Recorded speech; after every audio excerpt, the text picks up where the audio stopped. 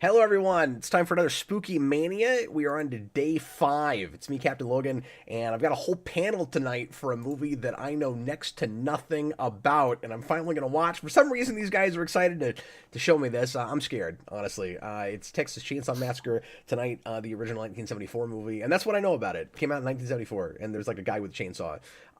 Look, I've got Austin the Day Ghost, as Oh, always. what's up? How's it And going? I've got Robert Wild. Ooh. And John's back. I'm back. Well, guys, what is this gonna be like for me? Am I gonna want to like run out of the room? Do you think I'm gonna be like legitimately freaked out by this movie, or is it just gonna make me uncomfortable? Probably more the latter, but like I do think this is a disturbing movie. I think it's still effective.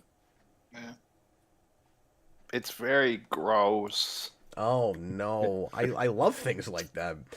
So is this gonna be? So let me guess. This is gonna be fun for you guys, but not for me. That's No, this is genuinely a great movie.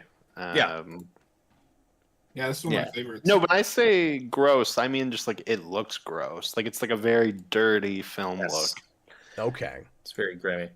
It's not as gory as you'd expect, which is one of the Oh. big talking points around this movie. Okay. Because it's not actually that graphic, but it is very creepy, I think. Well, that can be really effective. Yeah. Where like what's Yeah. scary about Well- it is more what's implied. Oh, absolutely. And fun fact, the director, Toby Hooper, was trying to get a PG rating. And What? He said, no, this is an R. Okay.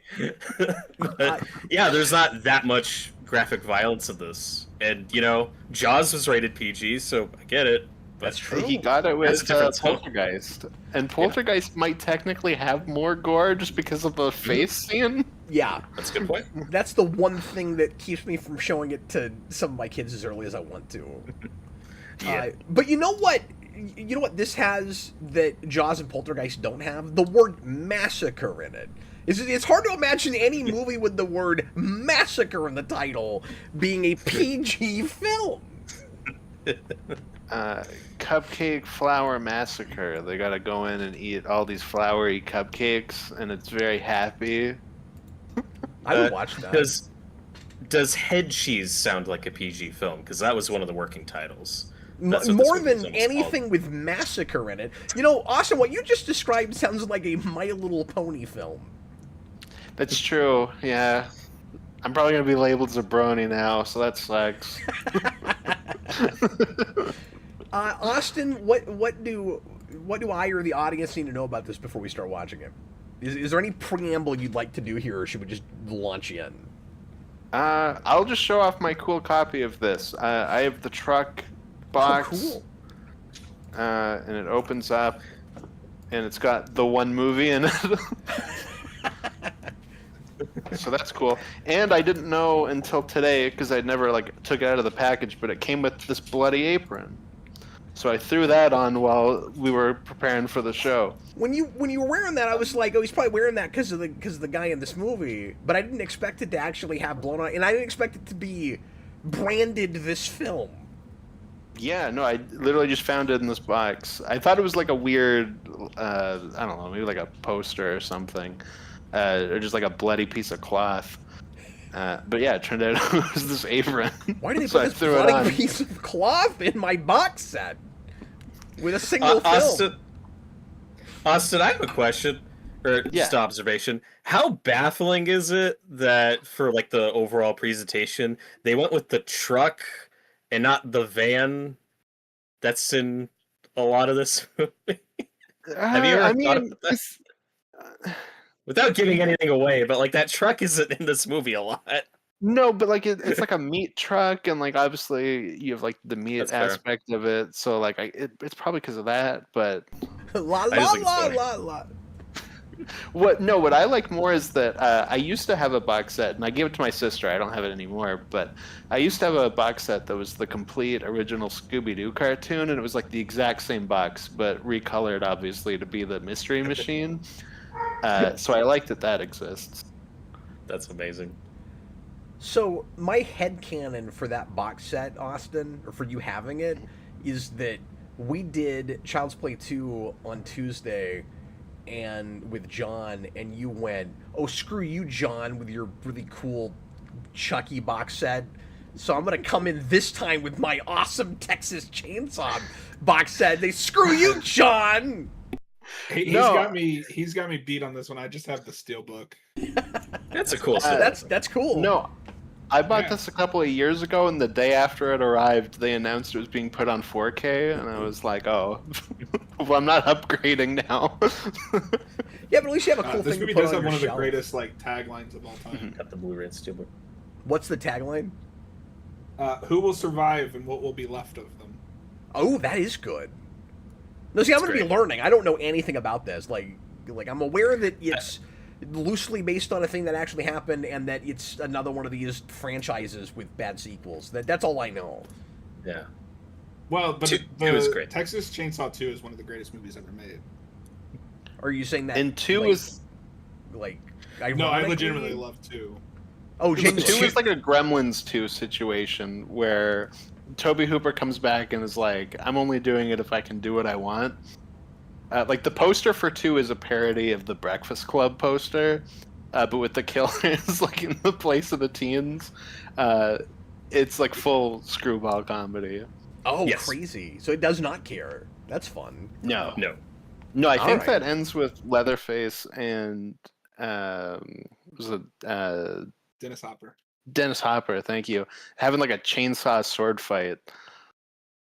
I'm in. That's great. That sounds great. That sounds insane. Like Predator 2 is insane, except Predator 1 is already somewhat funny. Mhm. Yeah, Kat, with this film, I predict this is something that the analytical side of your brain will appreciate, and it's something you'll think about a lot. I doubt you'd rewatch this movie often. I don't see this being something you go back to, even something like Hellraiser, which you really loved I did. Yeah. more than I expected. Yeah, I don't see you rewatching this film a lot, but we'll But like, see. I like The Exorcist a lot. It could be sort of like that. Yeah, I love Exorcist is great.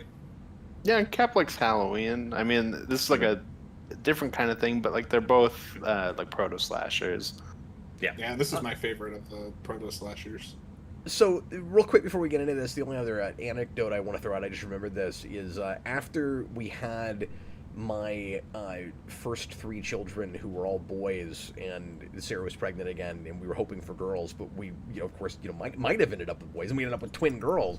Everybody was suggesting more names because we had Jason, and then we had Freddie, and then we had Mikey, who of course on his birth certificate is Michael, and everybody thought we were giant slasher fans, and we just ended up going that direction because Sarah had a great uncle Freddie. And we went, well, we have to keep that going, and so we ended up with Michael. And for the 4th, if it was a boy, everyone was suggesting either Pinhead or Leatherface. And I was going to say, I definitely sent you messages at the time saying you should name your twins, if they're both boys, Pinhead and Leprechaun.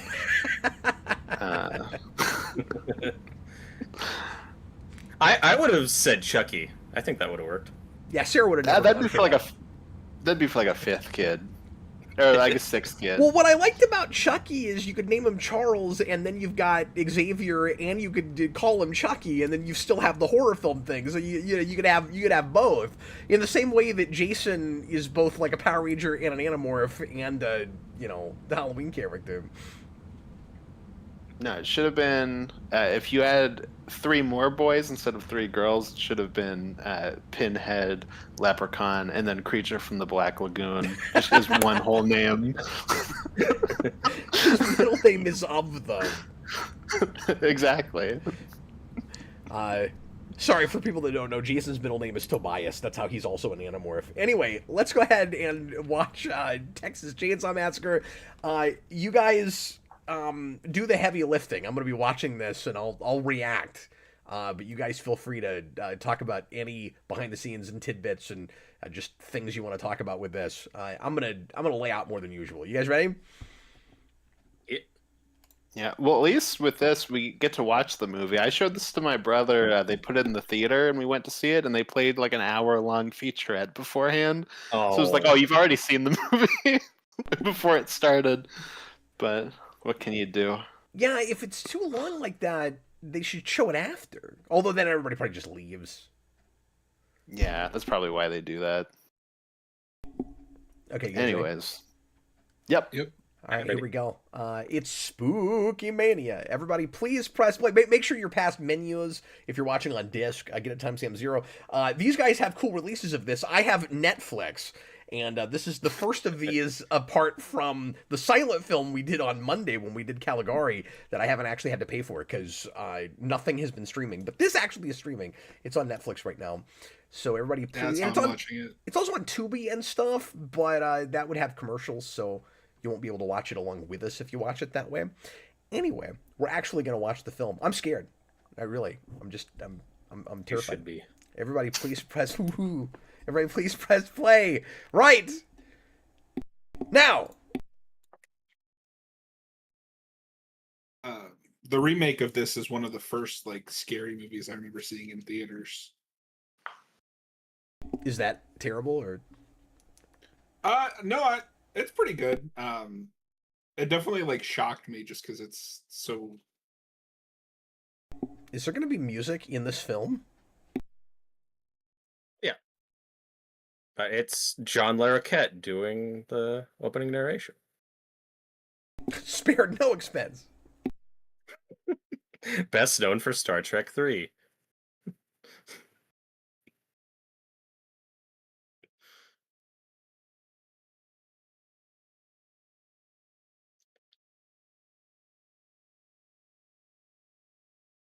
I like how he Got the title pronounces of the video bizarre. Bizarre. That was Well, really this is a effective. bizarre true story. Yeah. I think every horror film should open like that. I agree. I agree, yeah.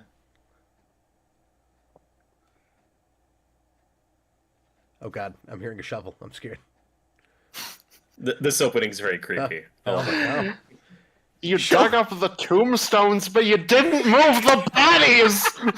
Show something on the screen. I'm scared. Ah! It showed That's something on the exciting. screen. Stop showing things on the screen. Stop!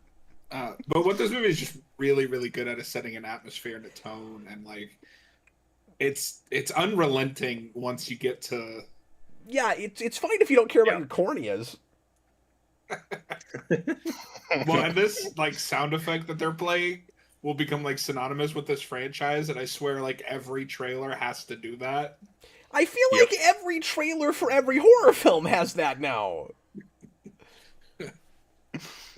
But isn't that sound effect also in the game, too? Like, don't they have that, like, when things Yes, get intense? I think yeah. so. I want to thank everybody for being here that's watching live right now. I haven't really interacted with comments yet. I'm not this going to looks like a look at PG comments movie. much, so if you guys would occasionally read stuff that's interesting, Yeah, absolutely. I'll keep an eye on it. I'd appreciate it. Hayden mentioned that the remake has the same cinematographer as the original, and I didn't know that. Yeah. It was interesting. Yeah, it does. And it looks very different. Like, I think it looks good, but it's a very different looking movie from this. But yeah, this looks like a PG movie. Austin, Yeah, that's one of the bodies they didn't move. Exactly.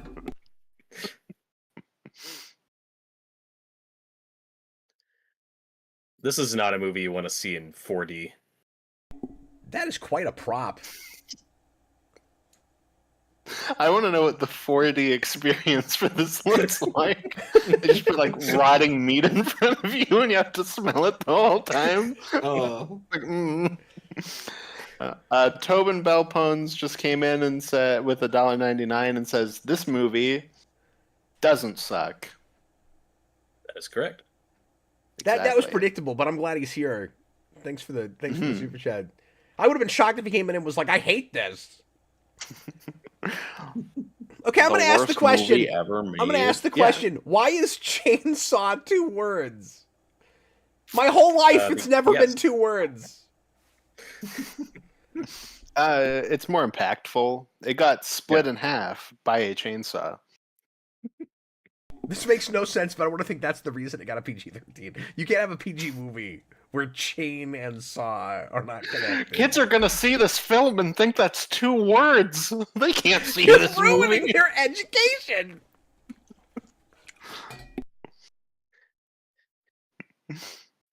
I think the 4D version of this would just be flashlights in your face the whole time. What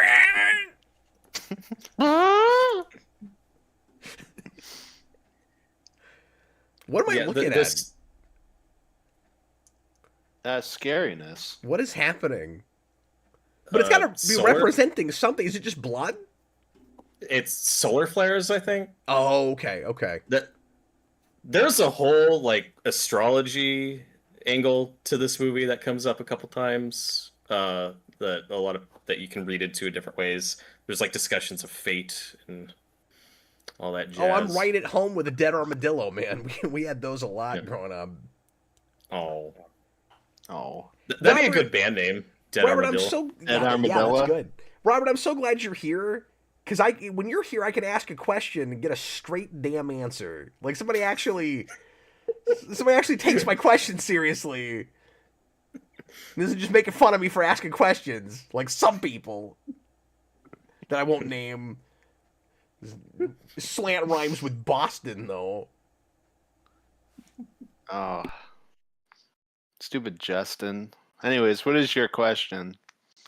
I already asked it, and I got an answer from freaking Robert, but not you. Oh, okay. Sorry, I thought you were about to say you were about to ask a question. Like, who is this? The invalid brother the opening spoke of? No, that sounded like a long preamble to nothing. Sorry about that. Next time, have a point. I did have a point. If you go back. Okay, can I ask you guys a stupid question? Yeah. Go for it. This is a really stupid question. But we saw a big yellow circle, and on the paint can there's like a little yellow circle.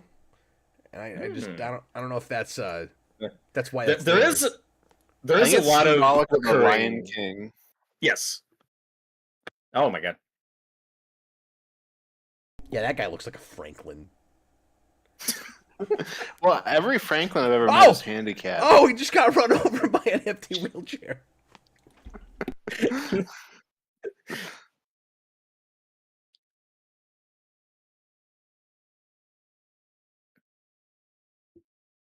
Put a shirt on. Oh, it's the 70s. Yeah, shirts haven't been invented yet.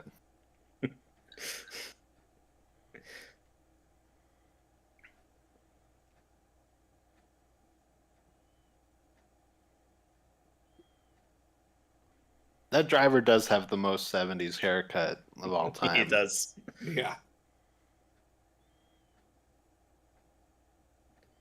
It's really odd. This is about a different killer, but we've already, within the first 5 minutes, referenced the word Zodiac.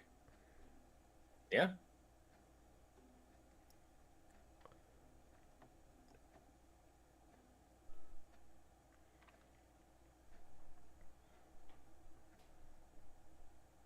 No, he's not. They didn't move the body. There's just a tombstone. He's not actually here. There's a house where he should be. You guys, I really am right at home here. Like, all these people look and sound like people I knew when I was a kid. Well, hopefully you won't still be saying that by the end of the movie. I mean, I'm not from Texas, but there's certainly some similarities to that in southern or midwestern Arkansas, I guess. Well, one thing that'll come up a lot. Central Arkansas. Say again. One thing that'll come up a lot is this movie was a miserable shoot.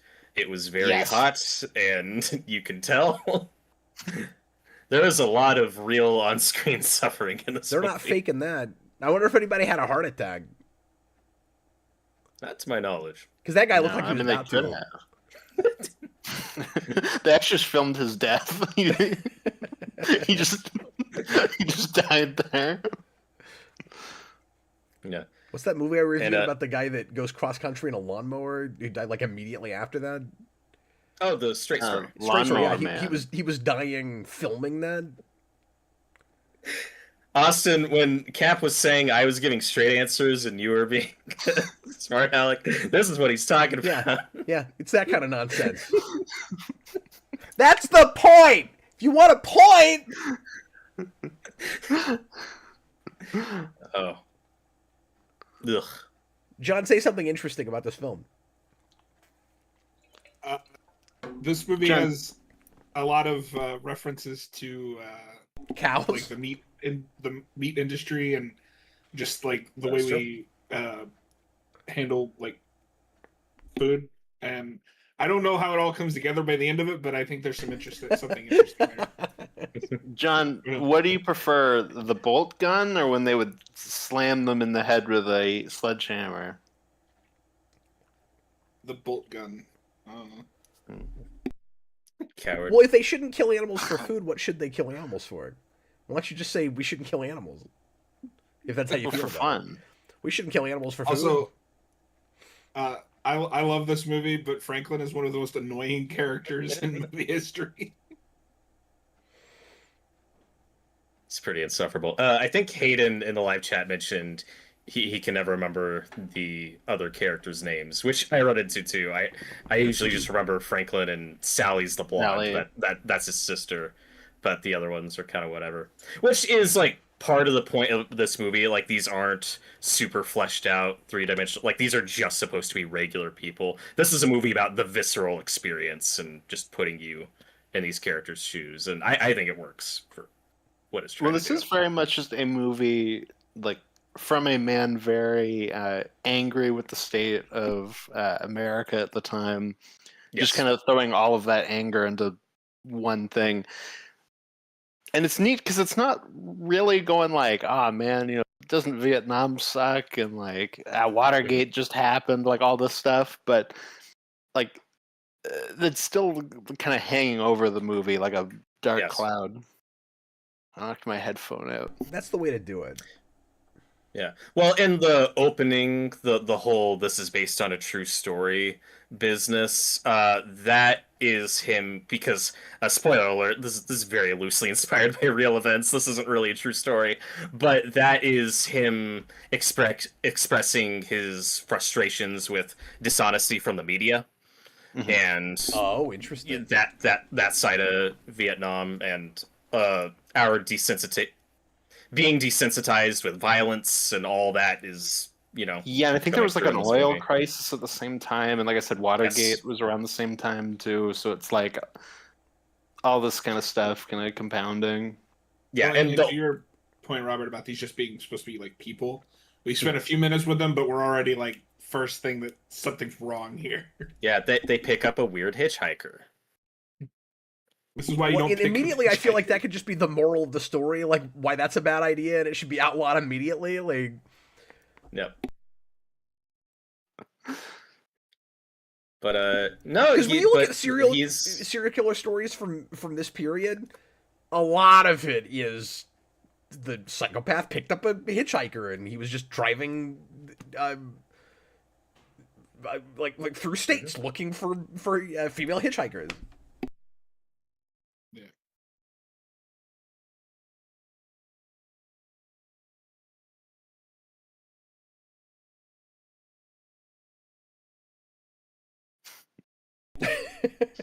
Well, that's just meat in America, really. yeah, this movie is all about meat. That's just Dra- hot dogs. Draven says, "Can we talk about how the timeline of this franchise is more convoluted than Halloween?" It's true. These movies don't have a consistent timeline. Stop it. Stop Get it. Get some help. Why have we not dropped this guy off Yes. on the side of the highway again? You guys are too nice. So don't be a hitchhiker. They're all hippies. And don't be a hippie. That's what we're learning. Oh my God! Stop it. It might be the only blood in the movie, though. No, there's a few bloody moments. Yeah, no, I know.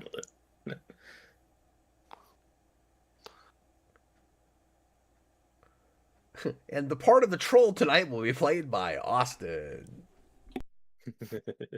No, but there isn't going to be much blood Yeah. outside of that. Like it's not far from the truth. I could have been correct. I couldn't remember offhand. Oh, see, I thought you said that like trying to lull me into a false sense of security. You're like, that will be the only blood, and then there's some like famous part later where I'm gonna go, oh my god.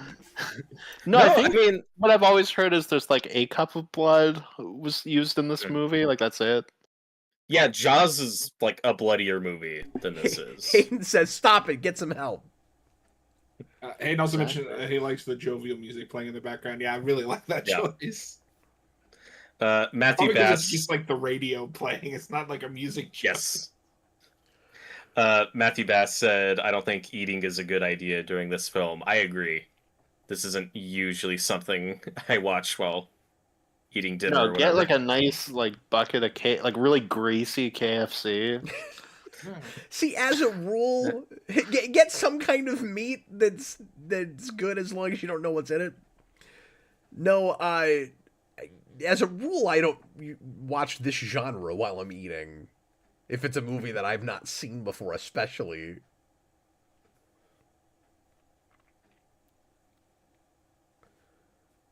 I just like somehow end up watching like really rough things while eating, so it doesn't really impact me. This movie's already lost me, you guys. Like, this is completely unbelievable. You drop the guy off and you push him out the door. I don't... He's got a knife. Like 70s man, yeah. They're either too nice or too scared. I don't know which. I think they're just He's got a nice meat purse, too. Yeah.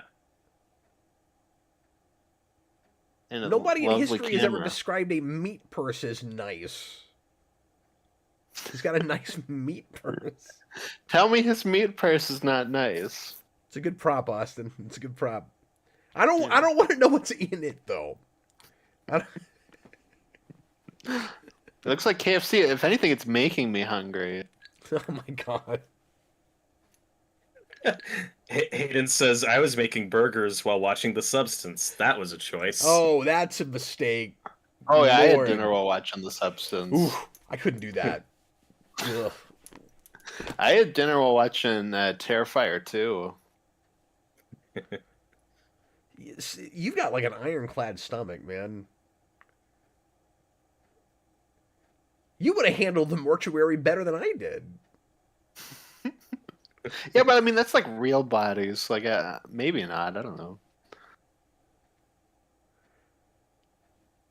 The only thing I had a tough time with was stapling mouths. I was like, ugh.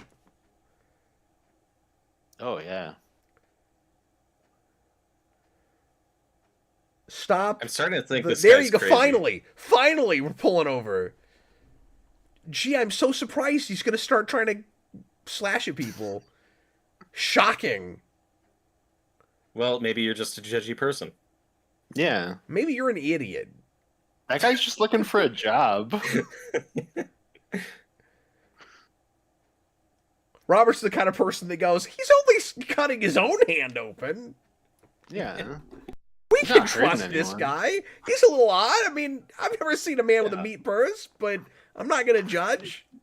I've not seen a woman with a meat purse either, but...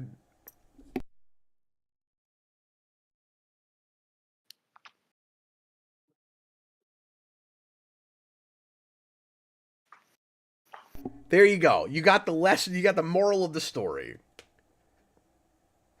Good job. Take hitchhikers to their destination instead of leaving them on the side of the road. No, Austin. That's not what we've learned here. And you can call or the cops. give them candy when they get in your van.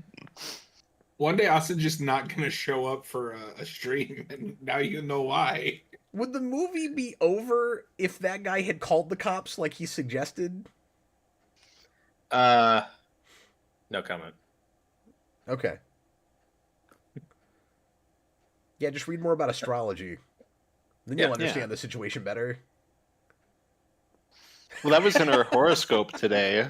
They were going to pick up a hitchhiker. Your horoscope for today.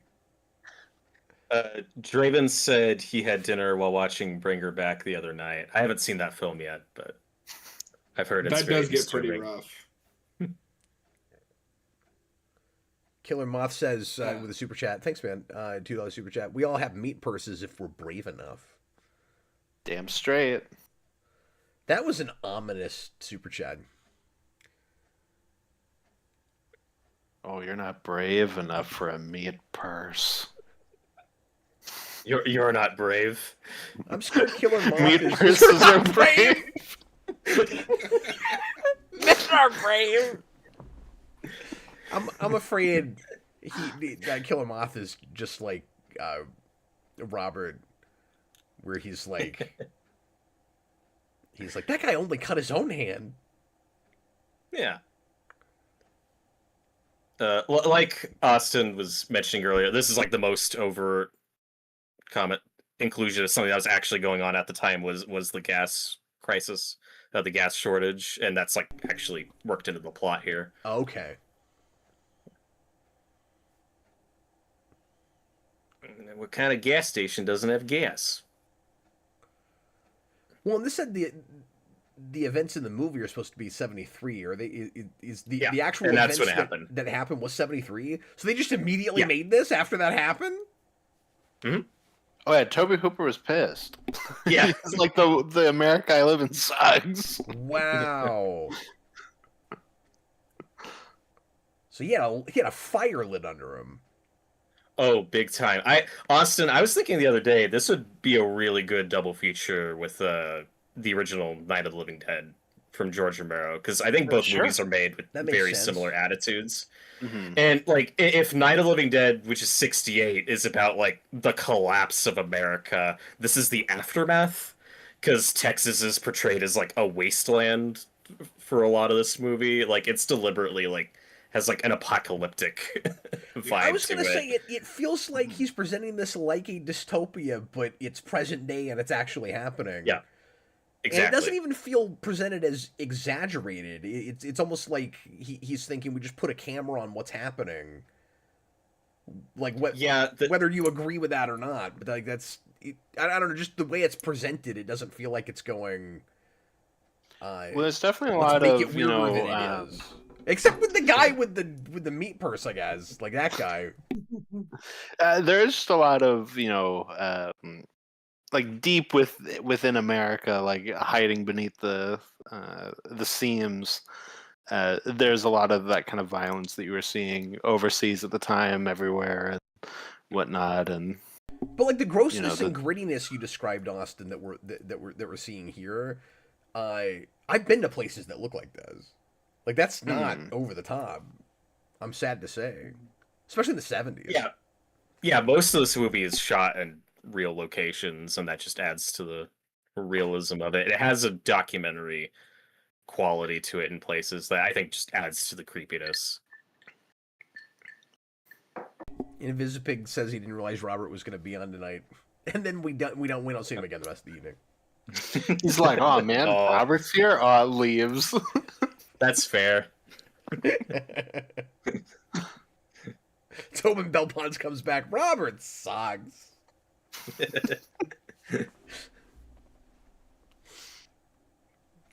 Hey, got us some barbecue. Some delicious meat.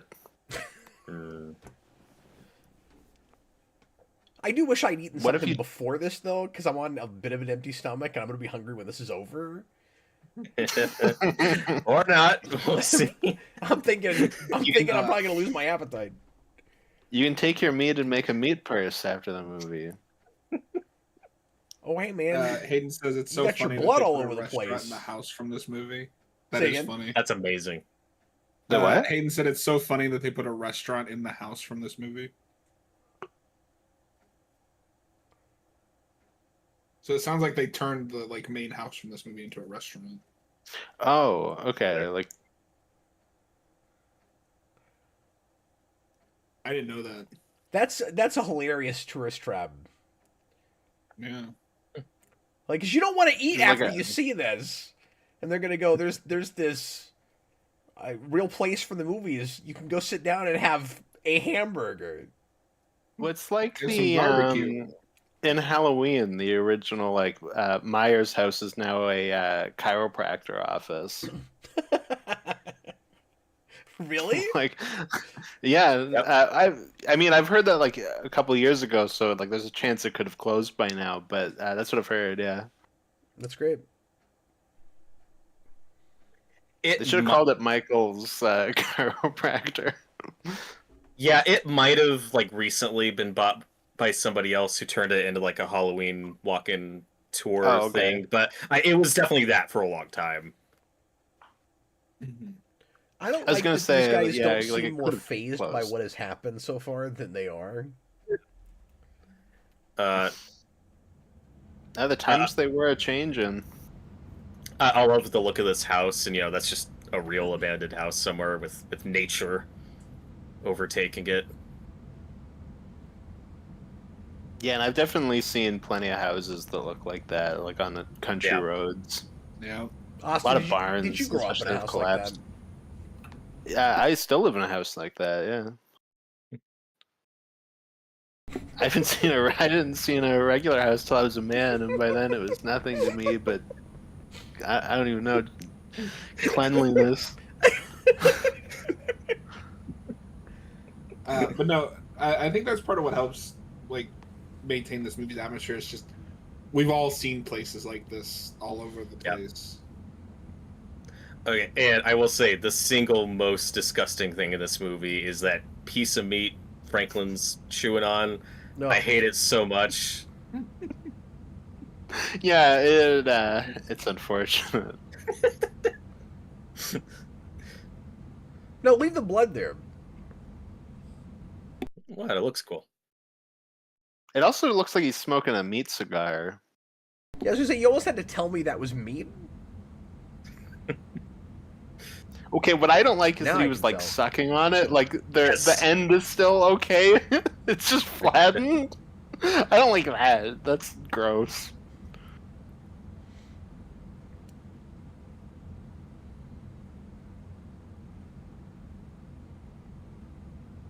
But yeah, you guys are right. It's like you put a lens on all of this, and it's real, and we've seen places like this before, and so it like makes us take a step back from it and go, oh, the world we live in is kind of gross. Mhm. Well, especially because like these kind of places, are everywhere. Like obviously this is in Texas, and like very specifically so. But like I said, like even I've seen places like that way farther north than Texas. Yeah, you live in suburbs or something, and you isolate yourself from it, and you kind of forget Yeah. that how much of the world looks like that. Or I shouldn't say the world, but Well, society. going all the way back to Psycho, that's like a big shift in American horror cinema. It's like now the horror isn't just like Transylvania or like these other weird far off places. Now the horror is here in America, and maybe Well, it's we're not interesting, as too, 'cause civilized. we're still doing that like kind of classic. You go to a place that is where Yeah. the scary thing is, but you're right. Like it is in your backyard as opposed to, Mhm. Dracula where it's invading. Yeah, that's what I was gonna say with Psycho, where it's like it's messed up that it's right in your backyard, but you still have to go there, and so there's something kind of alien about it. Yeah, it's almost like the transitionary period, where it's like it's still a place that you're going to, but it's just kind of hidden where you least expect it around you. With the way we're lingering, with all, I feel like this should be boring. Mm-hmm. Yeah, some people have that. And I know we're with this talking movie, over but it, so maybe I would always have that loved if I was on my own. But I'm Well, I feel like it's like Halloween in that way, where it's like it's just got like such style and atmosphere to it that like if you're not kind of driving with that, like yeah, you could be bored, but like if you are, it's like oh, I'm intrigued. I do feel like I Tell have me too many more. lights on. I love that the hell just left him down there. I know. Yeah, But he's wouldn't handicapped. He can't go up there. Yeah. He's got a creepy He meat was stuck stick in that his he keeps- meat cigar. Yeah, and he's irritating. Yeah, look, who wants to hang out with a guy that makes this face ever? Yeah. Ever. For any reason. Stop it.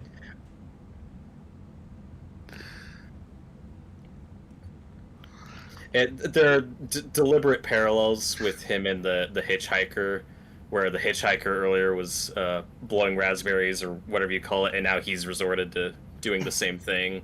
It's like that collapse and I'm glad you spelled being that out. civilized. Actually, I needed that. Yeah. I'm not even making fun of you. I actually kind of did.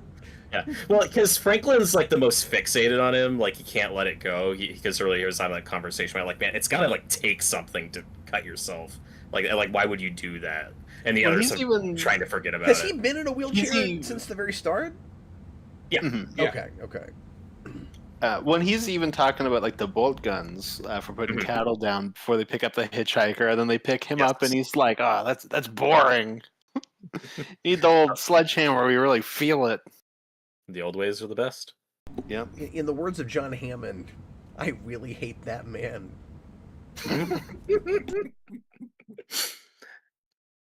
Yeah, but Cap, who would you rather hang out with, Franklin or the hitchhiker from earlier? I thought you were gonna say the hitchhiker or John Hammond. John Hammond? I thought you were gonna say Jeff Goldblum. Well, I mean, I guess I would take this guy just because he's safer, but like, I'd knock him out first.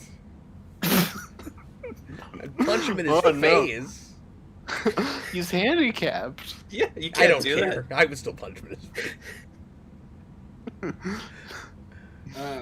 I don't discriminate. If you're that irritating, I don't care. Braden Atkinson said you mentioned that this is based on real events at the time, but the Ed Gein trial was in '57. But yeah, I'm not sure. I mean, I don't know the dates, but I do know that this is influenced by his. It's definitely influenced by Ed Gein, but that's not the stuff we were talking about. But with like at the time, but like there is obviously an Ed Gein influence to this movie.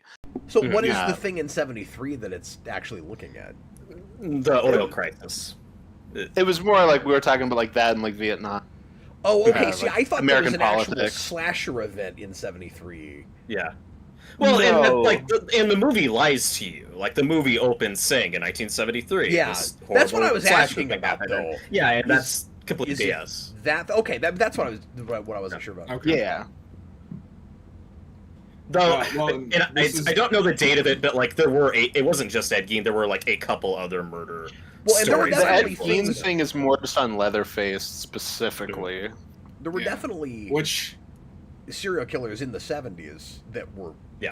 that did stuff like this, but I think more of it is probably after '73. which Austin knows more about this show than I do, but then it turns around and the Ed Gein show is influenced by this. Yeah. Oh, weird. Yeah, that new Ed Gein show. That's a whole rabbit hole. You guys should do a commentary on that. No.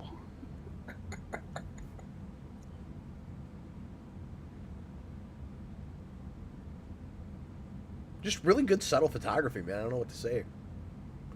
Well, we're about to get like the greatest shot in cinematic history in a minute. Does that have blood in it? No. Oh, okay. No, but it is a shot that like every movie in this franchise has to do. Not just this franchise. I feel like it's a shot a lot of people try to recreate. Well, I don't immediately even know what it is. Oh, when we get there, you'll know. I assume. Previously on Lost. Previously on Top Gear. Well, and you guys talked a little earlier about That was still weird cut. going and look like to where the evil is. What I like is just they're here like for an old childhood home, like that's where they were, and this just happens to be next to it. Oh. Or like across from it. Okay. And like I love the way we use the generator as like the sound that's drawing them in. Well, because they need gas. And like obviously a generator would have gas, so like Yeah, this is it's very natural. Yeah, but it's really ominous. Yes. Yeah, that too. He's At got least a dirty not blanket. that like It's fine. noise from the beginning.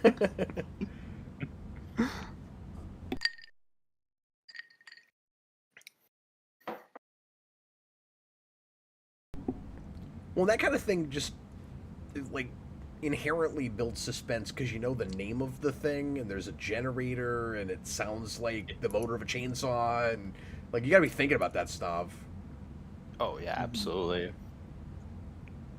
That's a good shot.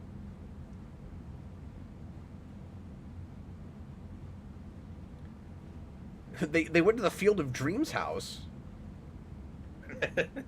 I've been to this house. Actually, not this house. Yeah, that's a sequel to this. But movie. I've I don't know if you know that. That's in Iowa. How did that happen? They moved the house, but they didn't move the baseballs. You moved the house, but you didn't move the basement.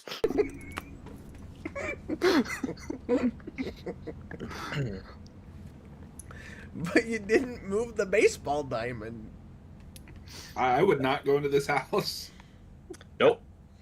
No, he's a braver man than I. Matthew Bass has a good point. He says Fargo does something similar, just saying it's based on a true story at the top. Oh, Hayden, are you in Iowa? He says he's been to the Field of Dreams house, and it's an hour away from him.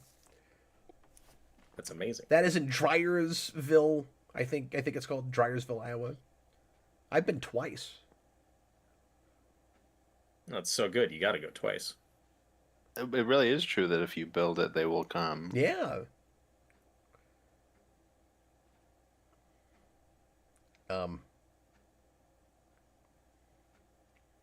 I think you should walk away. I think you should, whatever that Netflix show with Tim Robinson is called. Oh. Good one? Oh my god. It's one of the best jump scares of all time. You just don't know it's coming. Yeah, and I like that there's no music or anything here. No, it just happens. Like, it's so just blunt. Blunt. Yes. That's the right word, yeah. Yeah. You know, he had every opportunity to get out. Here's the shot. Oh, okay. But this is also like kind of going into what I have with this and Halloween, which they both feel like modern fairy tales. Yes.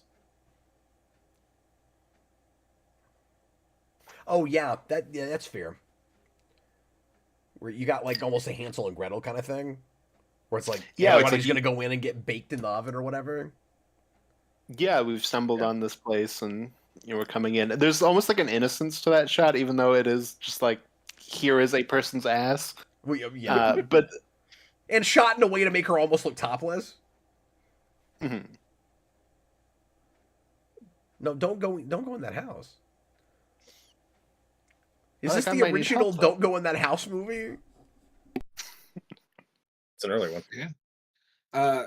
Braden in the chat had asked, do horror movies claiming to be a true story start with this?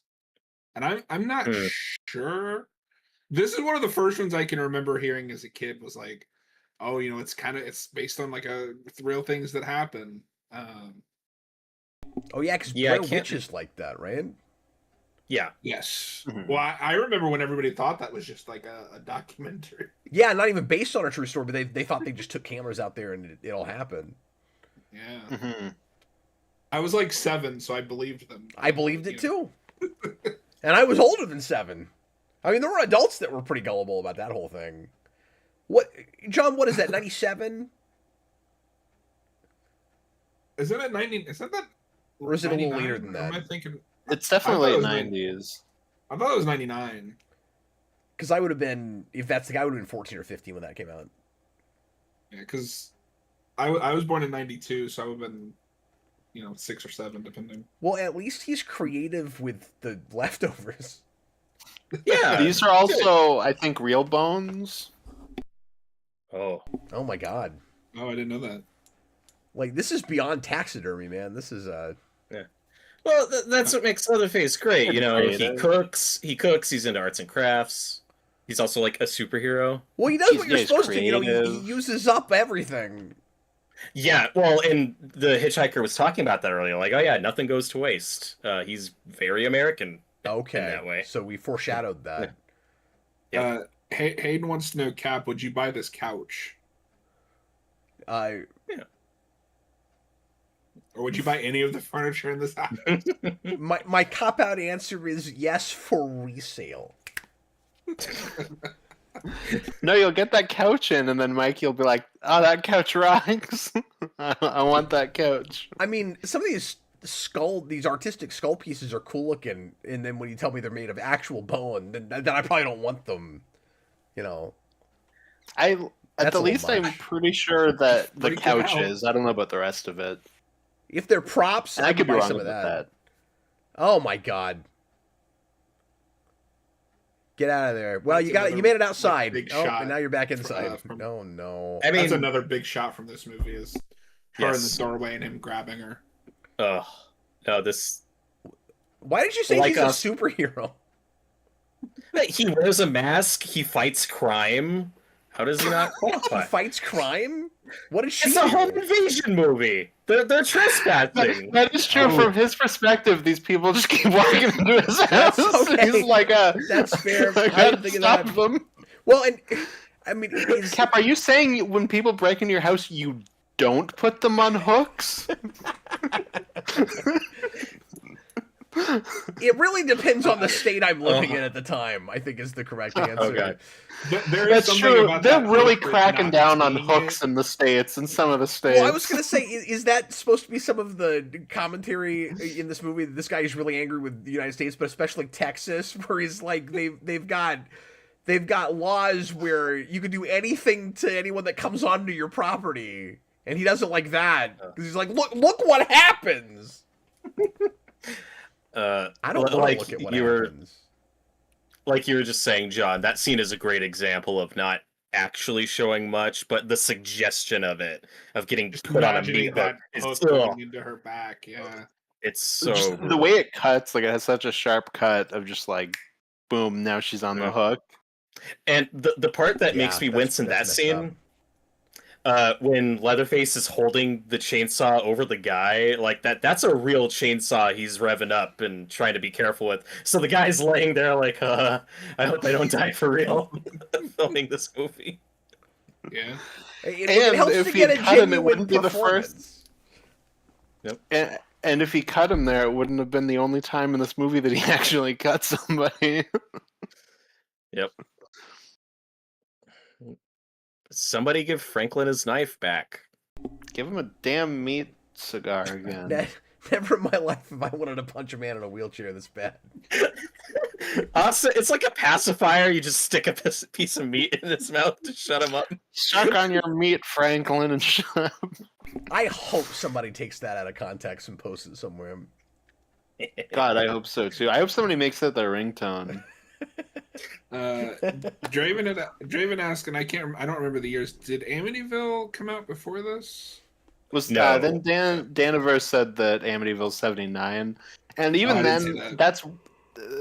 that's not exactly the same thing as claiming you're real because it's based off a book that's claiming it's real, so it's like a little different. Yeah. That's like a more like Yeah. going around and around, snaky in its own tail. Yeah, that's more in the Conjuring territory of based on true events. That's like well, its and it's own also a subgenre. Warren case. I'm excited to find out how Franklin dies. Oh. There's no way he makes If it out he alive. dies, There's he's no the way. final girl. Oh man.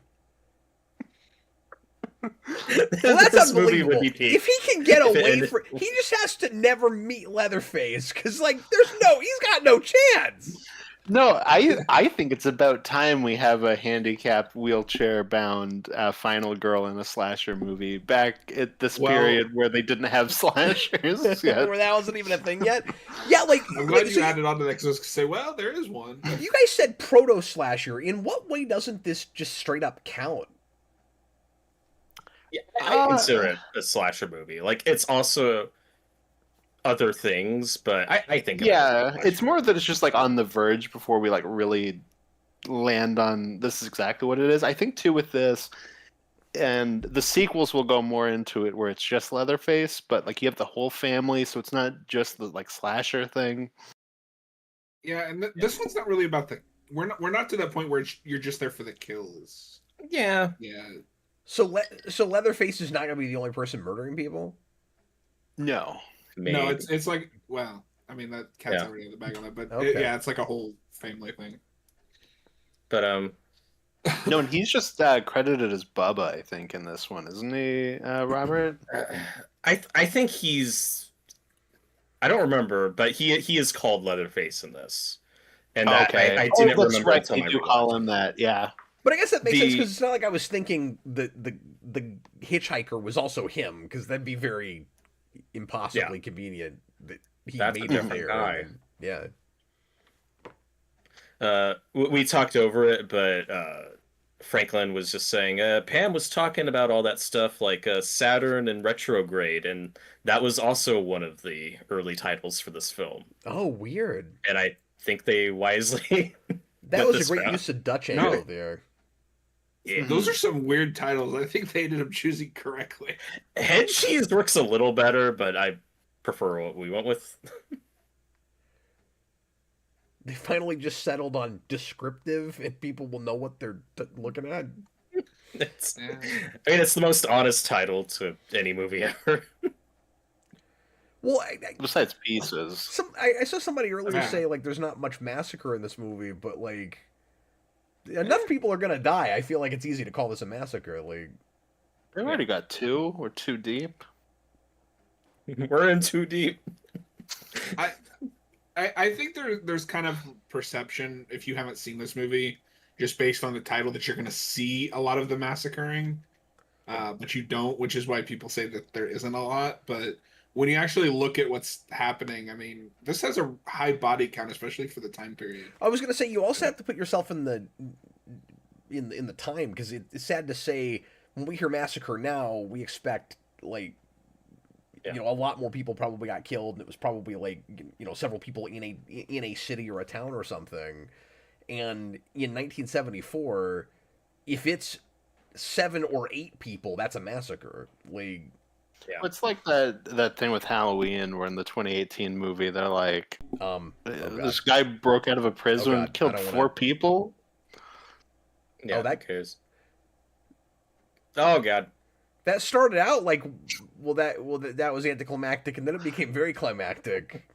A little too climactic. A little too Raph. Austin, I'm scared. Oh, he's grunting. freaking Now out. you're scared. Yeah, Leatherface is very scared. He doesn't know how many more of these people are going to show up. Can we please remake this again? But it's a Get home out of my invasion movie house! from Leatherface's point of view. No, But this is like, no, genuinely, like Robert is right. Like, that's part of what's cool about Leatherface in this movie that none of the sequels understand, which is that he's not just like a crazy slasher guy that's like walking around killing people. Like, he's like really weird and like almost like unintimidating in a way that makes him scary, like that. He's not even Yeah, luring like that. people That in. shot's very uncomfortable. What's that, Cap? Is he even like, he's not even intentionally luring people in? It doesn't look like. No, they just No, keep he's coming by. He's basically just like a dog. Like, he's just reacting as these people are coming onto his property. Yeah, that's like his most human moment is when he just sits in that chair and puts his hands on his head like, oh. Like, you know what makes Norman do. Bates worse? People paid to be there. Yeah, it's true. And Cap, to your earlier question, like I do consider Psycho like more of a proto slasher. Sure. But I get where Austin's coming from. Like I just think of this as a slasher and other things. No, that's You know, fair. That's fair. But Halloween takes all the tropes and kind of really defines like what they are. Solidifies it moving into one thing. Yeah, I just feel forward. like And also, so far it feels like this should count. Like, if the formula is going, if it's gonna fill the formula as much as I think it's probably going to, where most of these people are gonna die, I don't see how it wouldn't count. Mm-hmm. Yeah, I don't know. For me, it's one of those things that's hard to explain. But like in my brain, this is a proto slasher, and like even Halloween is. It's closer. For me, slashers really start in the '80s when we're able to kind of really do some of the. But I mean, excess- also, like, my thing with it is, like, just because they're proto doesn't mean that they aren't slasher movies. It's more just like, Yeah. these are the things that kind of start it. Mhm. yeah, and in Psycho, like you only really have 2 victims Yeah. in that movie. Like there aren't that many on-screen kills. Yeah, exactly. Nicholas Bodo asked Austin, which fairy tale would you compare Halloween to? Oh, my thing with the Halloween has always just been like it's the modern day boogeyman thing, where it's the kids who do bad things are punished by the boogeyman who comes to get them, and Laurie, the sweet innocent girl, is allowed to get away.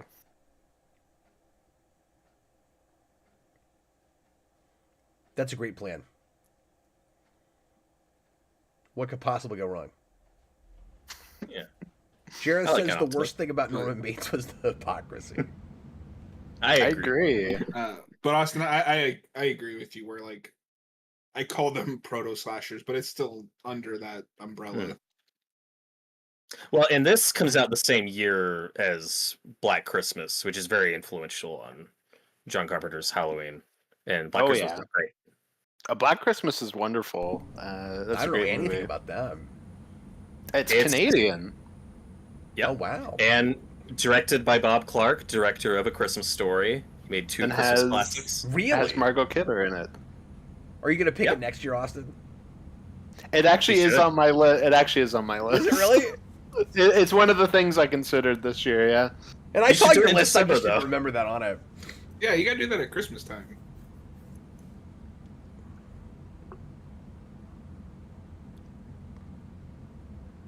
The smart thing that the remake for this does is that it's not one for one. It's more just a reimagining. So it's able to kind of stand apart a little bit. I love the camera moves in this. Yeah, it's really Yeah. cool. They're like, And I look think at us, this we got was- dollies and everything. And I think this was shot on 16 millimeter, which just adds to that grimy feel. Yes, because that's one of the things where, like, I have the 4K, but it's not a huge upgrade just because of the film that was used. Sorry, can you guys Right. give me a second? I just want to help these people. Yeah. He's dead. Okay. Anyway. You don't know that. Sarah. Don't say that. And this was made for anywhere from 80,000 to 140,000. They're not so, talking like, about really Jerry low budget. Springer. Jerry. Oh, Jerry Springer though would like be right in this house. Like, let's do it. What you don't know, Sally, is that Leatherface is here with us. Come on out, Leatherface. Austin, when you said that, all I could think of was in Wes Craven's New Nightmare when they bring Freddy out on the talk show. Oh yeah.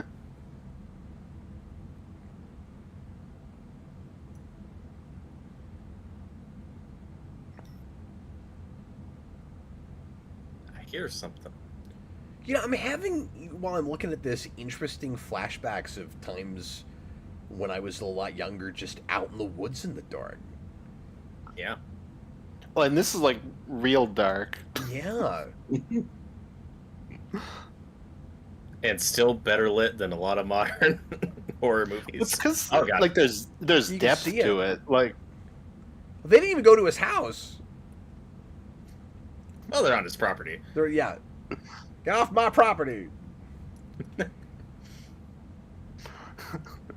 I don't have ramps in my property. If you come here, you can't come in. Cap, did that live up to your expectations for Franklin? That's a Well, legitimately great jump scare. all I'm gonna say is I'm glad he's dead.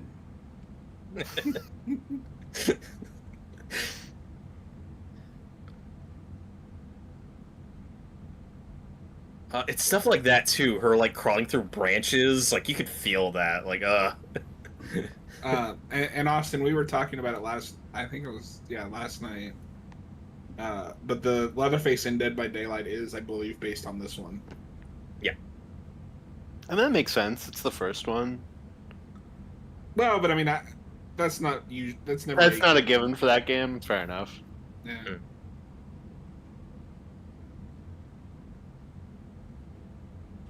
Now I'm wondering if I was a Fuzzy little surprised Lumpkins it from wasn't the Powerpuff remake Girls version. is at all based on Leatherface, because he's like, get off of my property.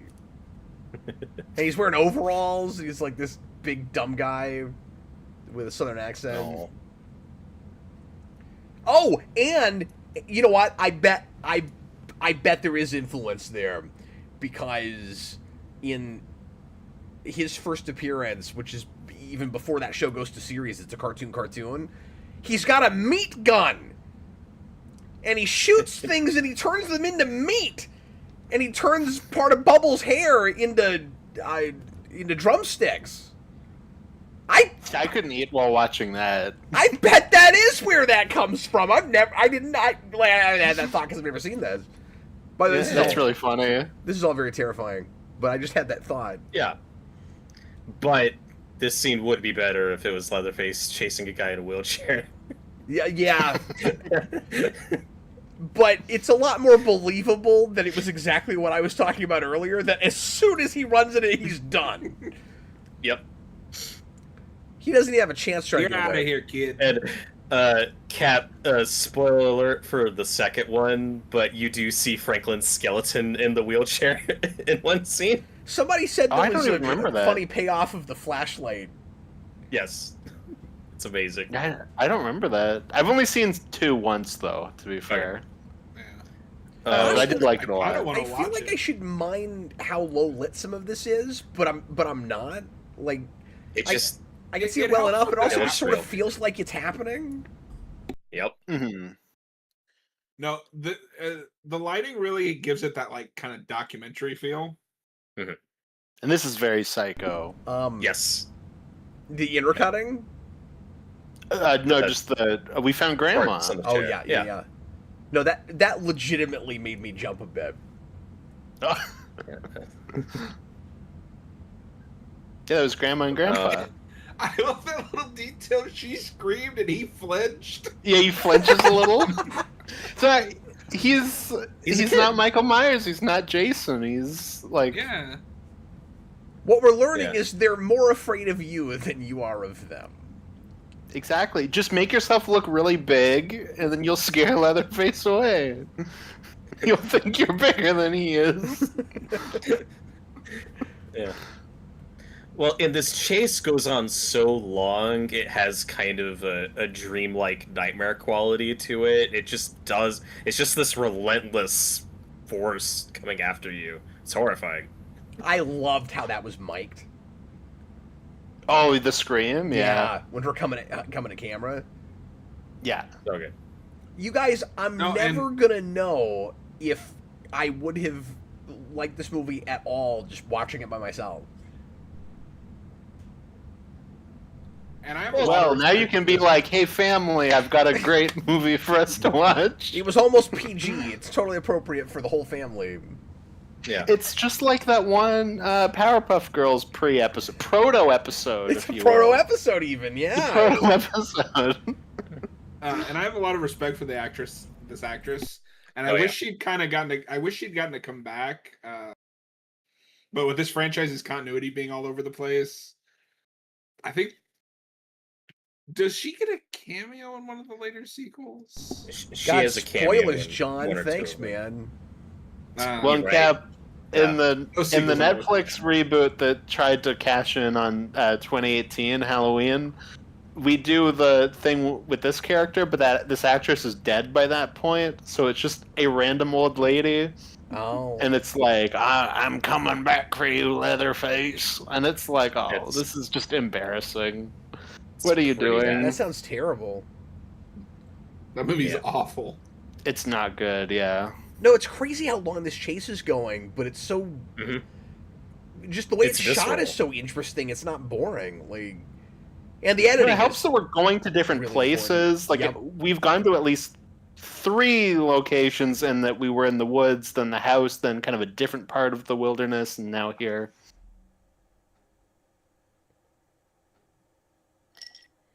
and you're not expecting everything to just stop.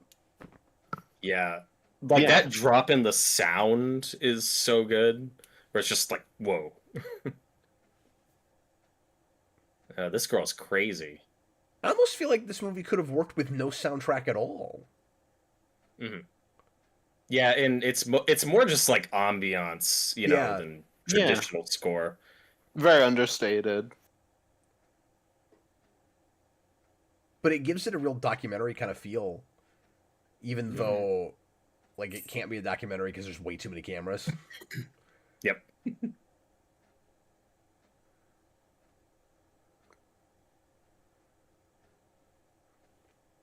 I'm surprised we didn't remake this where we just put a camera on Franklin. You made a found footage movie where he's just carrying a camera the whole time. He's like, I'm gonna film everything. He's T.J. Miller in the remake. Oh, He's like, I'm no. gonna film this. And then you hear him saying all of his irritating lines from behind the camera. Well, and then when he's sucking on his meat cigar, he flips the camera around, so it's like right on there. Austin, if that found footage Friday movie had ever come out, I wouldn't have been shocked if we got a found footage Texas Chainsaw movie. Yeah. Hey guys, that meat looks kind of gross in human it shape. looks delectable. There's more meat cigars.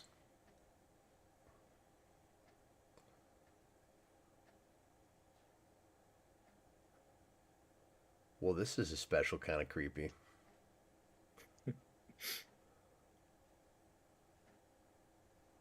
Yeah, it's Texas.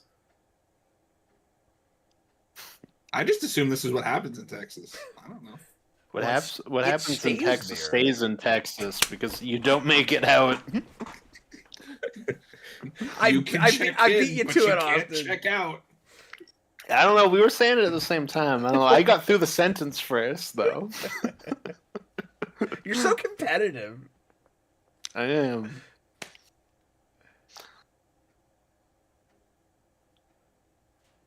Get in my potato sack. Just let me butcher you like everybody else does. This is really messed up. Yeah. That toilet looked gross. Oh.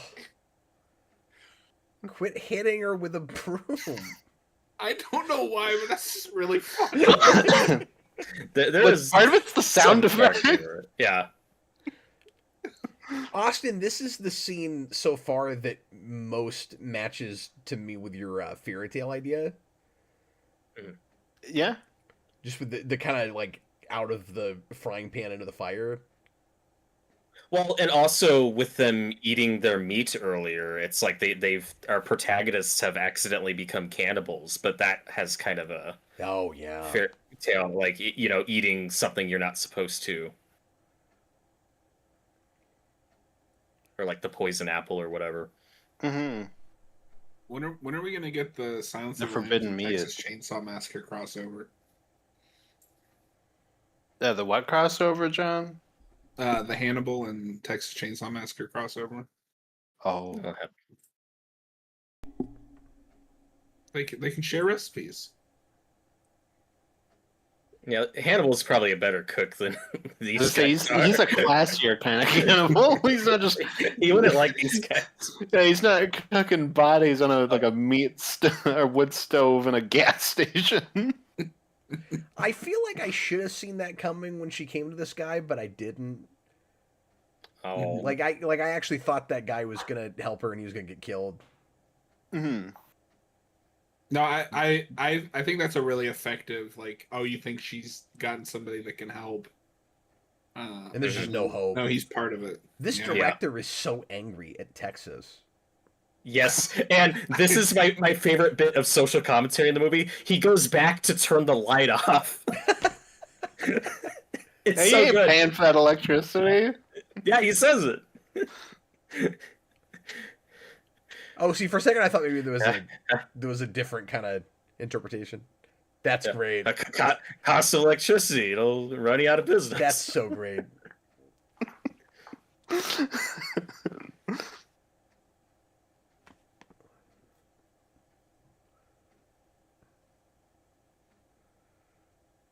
No, this is about a little bit more than I was expecting.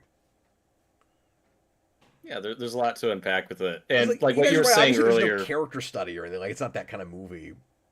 No, yeah, and what you were saying earlier about not being sure if you'd enjoy this as much if you were just watching it on your own. I do think this is a movie that really benefits from a second viewing where you can appreciate more of the nuances and the setups and payoffs. Like, okay, this is about things, because a lot of people just write this off as torture porn, which I don't think is fair. Well, Like, you don't this go movie in- is about things. Yeah, you probably don't go into this expecting any satire or anything. Mhm. Or Yeah, social he has, like, commentary, however you want to put it. Yeah, and there is some deliberate dark humor in this, and then when he makes the second one, that's just a full-blown comedy, not unlike the Evil Dead movies with that Yeah, shifted no, tone. Texas Chainsaw Massacre 2 is a masterpiece.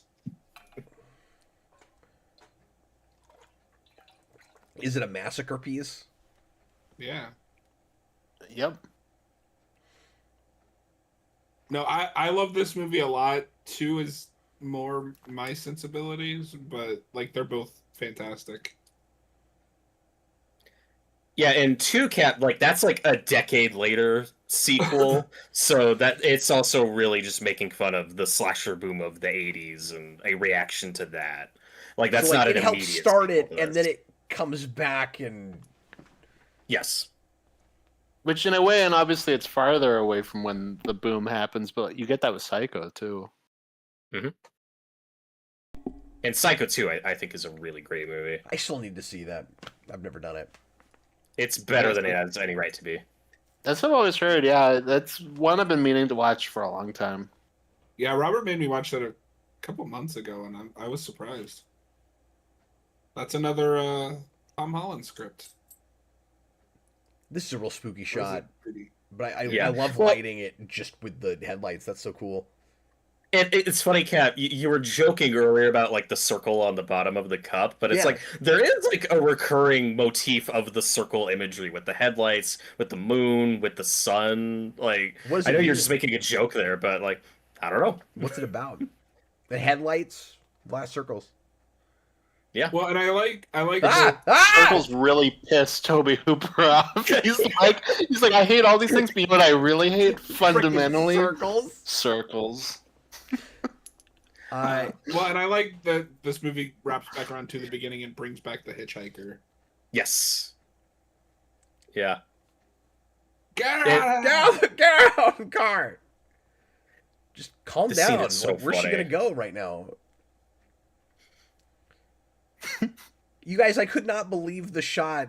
I can't believe you guys just talked right over it, where that truck tried to run me over. Look what your brother did to that door.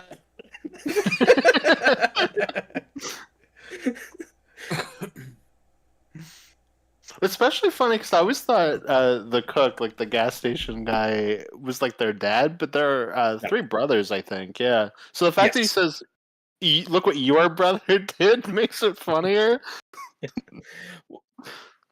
Yeah, so part of again, like, the social commentary is you have, like, the American family in this, but it's three brothers, and the oldest one is, like, the businessman. He's the fatherly figure. The hitchhiker's the middle one. He's like the blue collar worker essentially, and then the third one, Leatherface, is like forced into the matriarchal. Like, he's the woman of the family. He's the cook. He cleans. Yeah, like here Yeah. he's in like the mom outfit because now we've changed, and now he's in like the female Oh. cook outfit, and he's doing that like high pitched voice when he's like Weird. whimpering.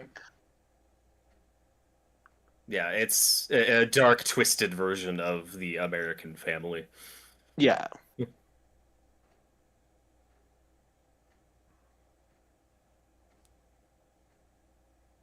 She's not having a good time. But No. It's so weird in my brain that a sequel to this would just be like irreverent about the whole genre. Well, and the only cast member to come back in two is the oldest brother, the business owner. They call him Drayton in that. He's not named in this one, but he is He's so the he's cook, having yeah. he's having so much fun in the second movie. He's hilarious. But I think a lot of the people in this movie like didn't want to work with Hooper after it because it was such Yep. a bad production. So It was Wow. a rough shoot. Yeah, the big scene coming up was a 26-hour shoot. I'm sure that was fun. So were people just upset because he put them in like too grueling of situations, or? Well, it's very much the Evil Dead thing, right, John? Where it's just a really cheap, difficult, long It's production. a cheap movie. It's difficult to make. If he was, I mean, I don't know much about Toby Hooper as a person or a director, but it sounds like maybe if this is his kind of angry venting. Maybe wasn't the nicest person on set. I've not heard anything, but yeah, I think it was just a very difficult, stressful. Well, and with anything like this, when you have a director that has a vision, sometimes they are very firm and uncompromising, and that can put an actor off. Well, and you having to do this, for 26 hours. I was gonna say, you're saying that we're watching this girl in a real precarious sort of. Well, and because like they're setting up the table for dinner right now, and like part of it too was it was like incredibly hot. The meat they had was like actually rotting on the table, so it like reeked. Oh, and no. Like it was again just incredibly hot, and yeah. It's the middle of summer. The windows are all blacked out. There's no air conditioning. Inside. I was taking that for granted because it's night now. Mm-hmm. But yeah, Texas heat in the middle of the summer, and no air conditioning. Look at all these light bulbs. Oh, yeah.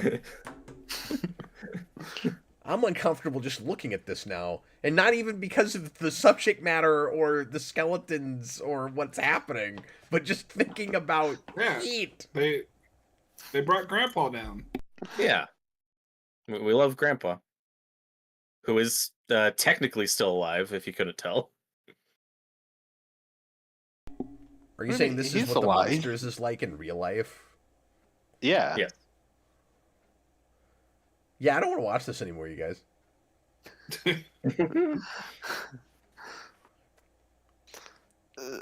So another thing here too is they had like a prop knife where it was like taped and it would have like blood when he cut her, and it didn't work, so he just ripped the tape off and actually cut her finger right there. Oh my god, seriously? Yeah. That's not okay. I hope she agreed to that ahead of time. Also, the guy playing Grandpa here is like 20. He's covered in a lot of makeup. I mean, you could tell. He looks like a Beetlejuice character. Yeah. Well, that's like the silliest this movie gets, and I'm glad it doesn't come up in the film, but Grandpa is supposed to be like 127 years old in the script. And there's the moon.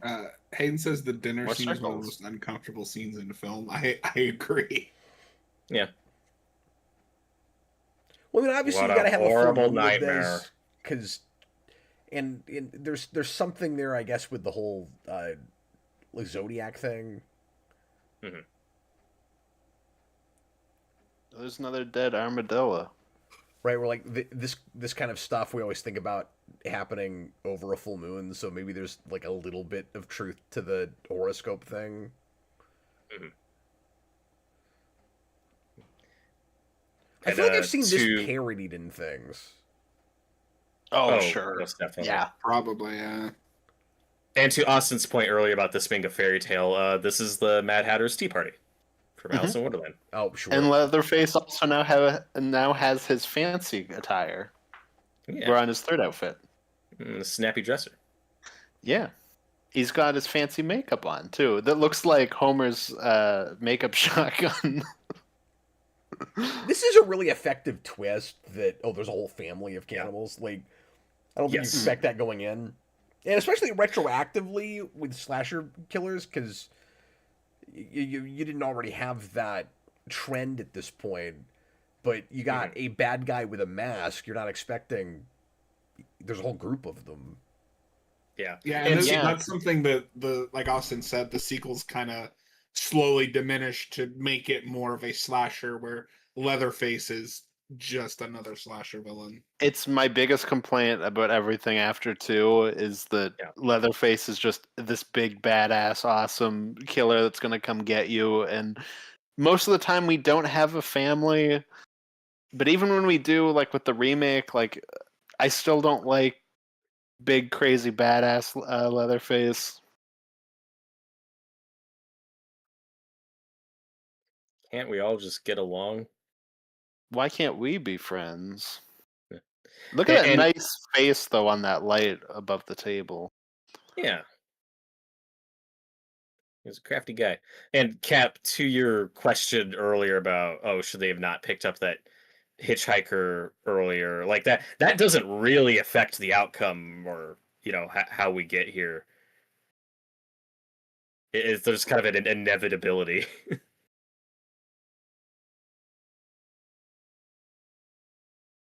Yeah, which probably just goes into that, the seediness that's hidden under the surface. Like, no matter what, it's there. Like, you're going to run into it.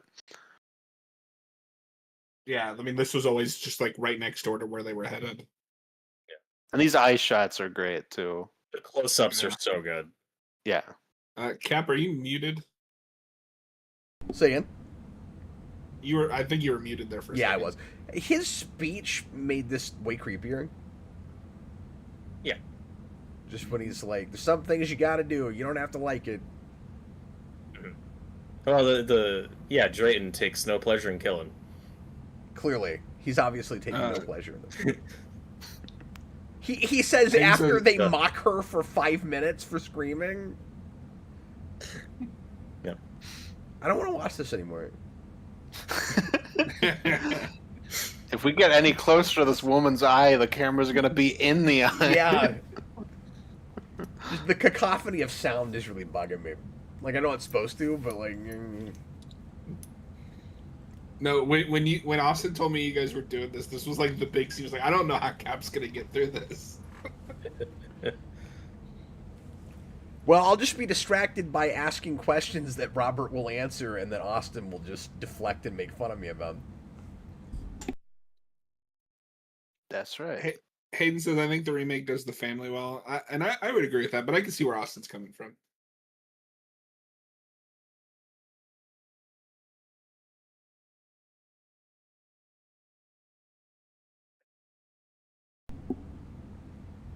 I feel like if they had a little bit more money, Grandpa would be an animatronic puppet. Yeah. He's Splinter in Turtles 3. Yeah. Oh, Grandpa's behind the bar! It's like Elvis. Come on out from there, Grandpa. No. Grandpa's like, it's like Elvis in Blue Hawaii. Grandpa, what do you love about killing? It's like Elvis in Blue Hawaii. Blue Hawaii. I made another funny. I made a third funny. And this scene is pretty poignant, and like it's talking about they have this reverence for the past, where it's like, oh, Grandpa was the best killer there ever was, and now he's just like a corpse that can't do anything, but they're still talking you up like, no, the old ways are the best. So this supposed to be like a legacy tradition thing this family's been doing for like decades, for like generations. Yeah. Austin, do you want to mention the connections with that Ed Gein show to the scene? No. I don't want to dignify that. Well, because I thought you were gonna talk about that. No. Care to elaborate on that? No. No, they recreate the scene, and that's like incredibly distasteful because it's with real people that died, and it's with a person that he didn't actually kill. But, anyways, and poor guy, he's impotent. Yeah, you need to give him a little blue murder pill. I'm just not even gonna sleep tonight, I don't think.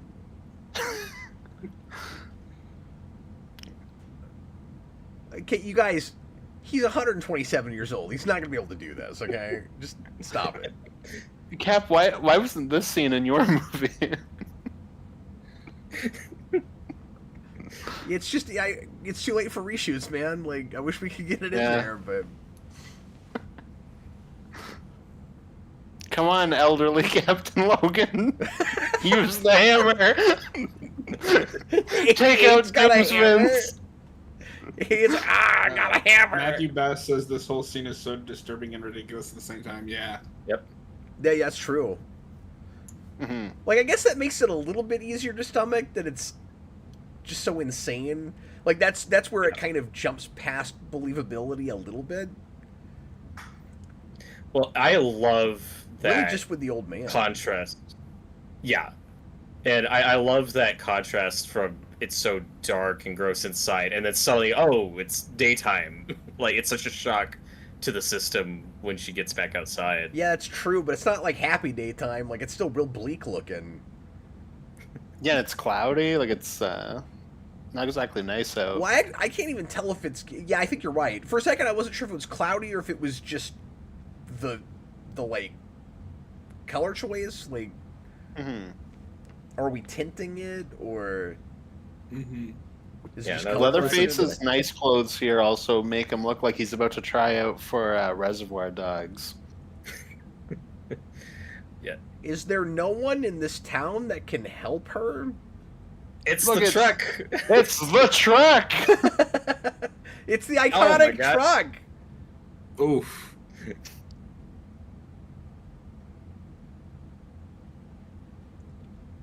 Yeah. Wow, that was the most heroic running someone over. You know, I can't believe I said that just as this truck came up, because, like, I wasn't actually expecting that to happen yet. I was like, is there anyone that... And then this guy shows up and saves her. He took like 2 steps towards her, so the guy with the chainsaw just turned around. He's like, oh crap. For a second, I thought he was signing his name. He's like, Leatherface. Doing like a Zorro. I like to imagine this isn't even an actor, it's just somebody who stopped by. Oh, God. Wow. Ow. First try. Oh, God. He's chainsawing himself. Ow. See, that's And- why and that's some- not a great... That's the other moral of the story, is that's not the safest weapon of choice. No, that and look how much gas he's wasting. Yeah. I know. That's a- There's a gas shortage, Yeah. Leatherface. Oh. And some say that didn't truck think about driver that. is still running to this very day. Oh, God. I went to a haunted house once where at the very end of the haunted house, there's a guy with a chainsaw that chases you. Yeah. Oh, that's awesome. Yeah, it was great. The final shot of this movie is This beautiful. is such a perfect. Are we already at the end? Yep. Oh, wow. I thought we still had like 10 minutes. Yeah, I wasn't she's even happy. looking at the time. That's great. I was kind of waiting for that, like, for her to just start laughing. I really kind of He's thought that would dancing. happen somewhere. Like, would she finally... I thought she might start doing it when the truck drives up and hits that guy. Wow, that's... Candy? So it ends on him just flailing with his chainsaw? It's Yeah. the chainsaw dance. He's dancing. One of the most embarrassing things I've seen in a movie in like the last several years is in that Netflix reboot for this, where they recreate this ending but with a self-driving Tesla. I was like, oh, how It's something. embarrassing. Oh, awesome. When we were talking about my movie, Killer Mom said Jason is in old man makeup trying to kill the reviewer. Yeah, exactly. Because it's got to be Jason, because it's got to be a young person dressed up as the elderly man. Bash him real good.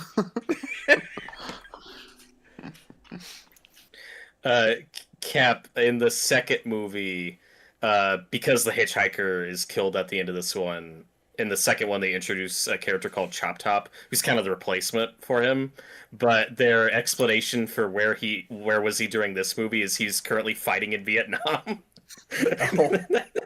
Wow. And That's on the nose. if not his first, that's an early Bill Moseley role. And you, Cap, if you remember the AVGN on the Texas Chainsaw Massacre game, Yeah. the like whole beginning of that video is a parody of 2 with Mike Matei as that character. Oh, was that Where he's what like that scratching his head with the coat hanger. Yeah. Yeah, that was right over my head. Yeah. Yeah. Because John was like, "Oh, it's Bill Moseley," and I was like, "I don't know that Cap knows who that is. I'm gonna go to something you know." Sorry, I thought he would have been something that you would have seen. Thanks, I really appreciate that. It all goes back to AVGN. This is how it ties into that. That dinner scene was something. It's disturbing. That was painful. Mm-hmm. The first time I watched this, like, my big takeaway was, oh, this is like the horror of if we treated people the way we treat cattle and how much that would suck. Like, you got the meat Sure. hook scene, but then people getting hit on the head with the meat cleaver, which is heavily foreshadowed in the opening. And then even the dinner scene, like, you could say that's kind of a callback to Franklin talking about, like, visiting the slaughterhouse with his uncle. Like, just, like, imagining, like, from a cow's POV, people just, like, staring or laughing and, you know, not just so desensitized to the violence and the horrible things we do. Well, what I kept thinking about was how differently I would have looked at Rocky if I had seen it after this, because that movie only comes out 2 years after this, and that's weird. But would you like Rocky more if he was practicing by punching Franklin on a hook? I'm not gonna answer that. Come on in here, not Rock. gonna I got answer that. Franklin on a hook. You can practice on that. But I almost said that toward the beginning where I went Rocky versus the Texas Chainsaw Massacre. Yeah, Hell yeah. I'd watch it. Look, I'm scared, Adrian. They're gonna eat me. She's like, I'm not gonna do it. I can't watch. You can't do it, Adrian or Rocky. He's got a chainsaw. He's gonna get you.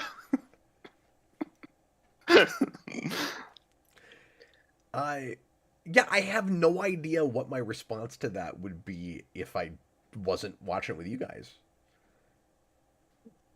I mean, I'm sure I'd It's still a be impressed spooky with all one. the cinematography and stuff, but I don't think it would have been as, I want to say, as easy to get through, but I don't know. It's hard to say. Mm-hmm. This isn't a movie I rewatch, like, a lot. I have to be in the right mood for it. Yeah. Like, John Carpenter's Halloween, I can rewatch that every year, and I usually Which is do. why I do prefer Halloween, just because that is a movie I go back to a lot. This, it's like, I'm in the right mood. Like, yeah, hell yeah, let's watch this movie. And outside of that, Well, it's not Is fun it to better think in than the The same Cell? way. It's not the same sort of catharsis. Mhm. Yeah, exactly. But it is I artistically prefer shot this. like that movie is, and that was what surprised me the most about it. Mhm. Was just how much thought went into the cinematography. And both directors who are great, but will be chewed up by the Hollywood system and spat out. Yeah. Yeah. But there's a juxtaposition between the like gritty, like you said, Austin, grossness of it, and also that there's like a visionary behind the camera. That was weird in my brain and hard to reconcile. Whereas like simultaneously it feels like we're just putting a camera on horrible things that are happening, and also somebody's really thinking about where that camera goes. Mm-hmm. Yeah, absolutely. Like this could have so easily just, and that's probably the reason that it's so well remembered, right? Is it so easily could have just looked like a really bad home movie. Mm-hmm. Well, and like with how kind of artistically shot it is, you have like the dinner scene, for example, where like we're going in and on the eyes, then like flipping to like a POV shot. Like the way that shot is very visceral and like really puts you in that character's head. And Cap, if you want to experience that, they recreate that for Resident Evil 7, which is also available in VR, so you can live Oh, that. great. Yeah. Ugh. I think Cap should stream that game. Dude, I couldn't get past like the first level of what is that game? No, I can't remember the name of it. It's not Evil Within. What is that? What is that game series called? I can't think of it. I mean, there is one called Is The that Evil is that what Within. it is? Maybe it's Yeah, not. it might be. Yeah. It only got one sequel, right? Yes. Yeah, Yeah. yeah. Maybe that is Evil what it Within, is. yeah. Yeah, that game freaked me out enough I couldn't keep playing it. Like I sold Yeah, my for copy. sure. I was like, I'm never gonna play this again. I can't do it. Yeah, I do prefer this to Halloween, not by much. Like they're pretty close, but they're both great. What is it about it, John? For me, it's that just atmosphere and grimy look. Because like I like Halloween, but if I just throw on a movie, it's normally like a Nightmare or a Friday. So this is a little different, just in how like dirty and grimy and Well, and I atmospheric it guess is. the big difference, just coming off of this talking over it, to me is just the lack of commercialism. It's Mhm. just, it doesn't feel like a commercial product, but it feels like an artistic product somebody wanted to make. And Well, now we can ask Halloween is you- very much a commercial product, not in a bad. It's not a bad thing, but it is. Well, now I can ask you the big question. We're all wondering, Cap. Oh, Do you think this should have been PG-13? over R. Yeah. But PG-13 didn't exist yet, Austin. Or sorry, PG. Yeah, I wasn't Sorry. sure what you're talking about, but yeah, no. I wasn't thinking about it from that perspective. Yeah, sorry, No, PG. No, I don't. It's very disturbing. And I don't think there's any way you could make this movie, even just with subject matter, where you could make it PG. No. Like Poltergeist Right. is there's a ghost in a house. Ooh, this movie is scary cannibals, and nobody ever go to Texas, and I'm freaking out because of Vietnam. Like I don't know. It's also just in its attitude so adult and for not at all for families. Like I don't know. I think this is a family picture. well, literally, because there's an evil family Yeah, in it, John. there's a but family. That's not how This that is a works. movie you can can't take go, your grandpa to see. If there's a family in it, the family can watch. That's not how it works, John. No, you like a normal family does. You take your grandpa out to the theater, and you're like, "Grandpa's the best at eating popcorn. Give him the popcorn," and then you just And then shuffle Grandpa it picks into up an the old popcorn, man's mouth. just drops the bucket all over, and the kernels go all Yeah, over. then you put it back But in then his they hand, and you're put like, "Come it on, in his eat it." lap 9 times, and you're like, he's never gonna be able to eat this popcorn. You're just wasting all of the popcorn. But at least there's not a girl that's gonna die when somebody finally gets the popcorn working.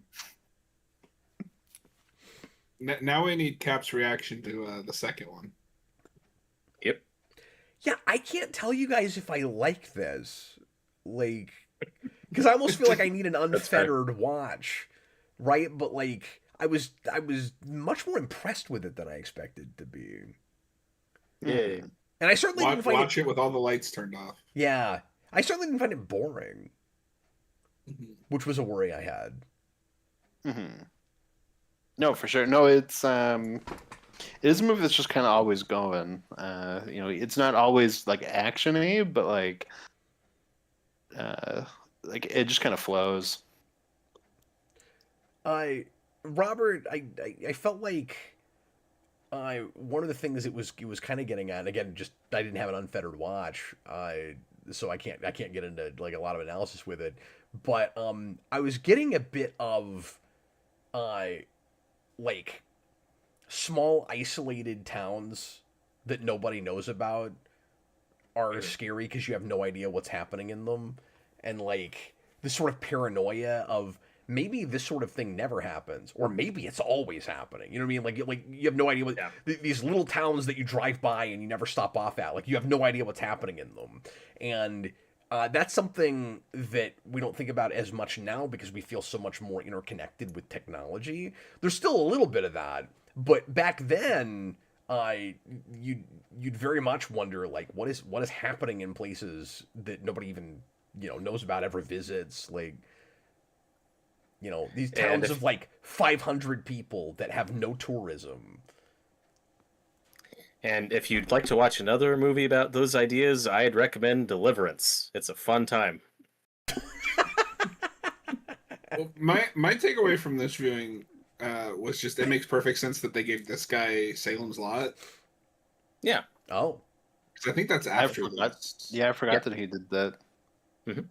Which is still the best version of that. I mean, Poltergeist also has a level of, here's suburban America, here is the horrors that live within, that are ripping apart this society.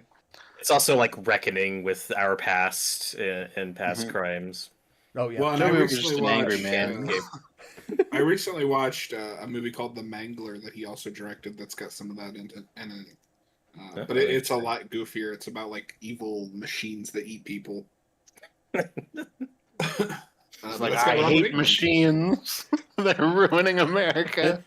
I gotta make a movie about that. That's another King adaptation, which is that just sounds like Maximum Overdrive. Yeah, kind of. It has some of that in it. This is not all technology. It's very specifically like I can't remember now because I've watched like a lot of movies in the last couple of days, but it's like a factory, and it's the specific machine is like possessed by a demon, and Robert Englund like feeds people to it. Oh, it's Little Shop of Horrors, but in a. I thought you were going to say machine. It was something like really specific and benign, like it's just electric toothbrushes. Oh no! Amazing. I'm feeding things to my toaster. And then I throw it in bathtubs and electrocute people to death. My toaster eats bread, but will it eat people? Well, that's fine now. Will it toast? Austin, what are we doing on Monday, man? It's one of my picks. Flatliners. Oh, Flatliners is Monday. Okay.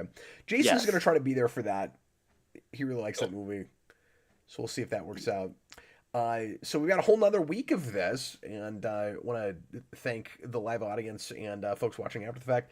Again, we've had really nice turnouts for these. We appreciate you guys coming in and hanging out with us while we watched scary movies and scary adjacent movies. This was definitely a scary... This is, I guess, the scariest thing we've done so far. Not a lot of competition yet. For like, well, it was between this and The Ring for what to put on like actual Halloween. Well, that's the scariest thing that you've watched in the show is the effects in the cell. Oh. I have a feeling by the end of this I'm going to be apologizing for that pick. You were apologizing for that pick 3 minutes into that movie, guy.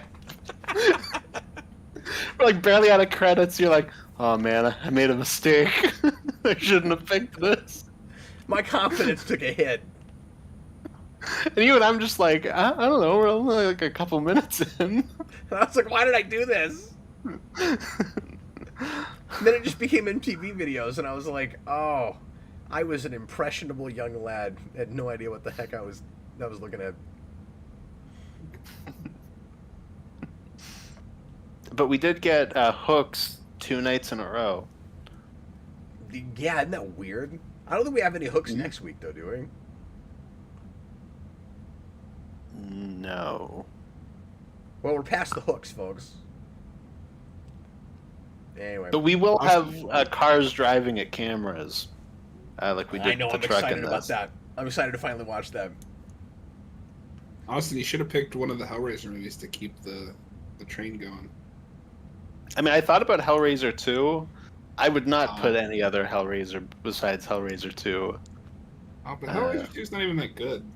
Hellraiser 2 is... I'm not... I can't swear at you. We're on Geekvolution.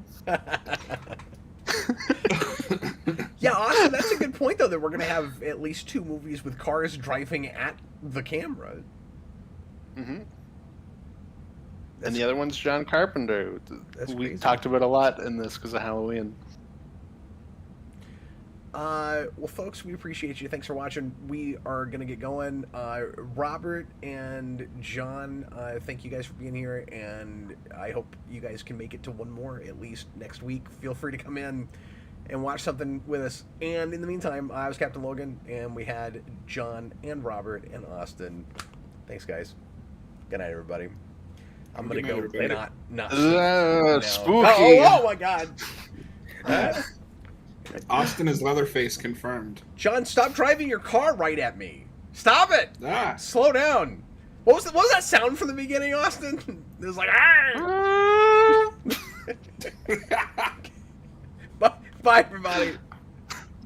See ya.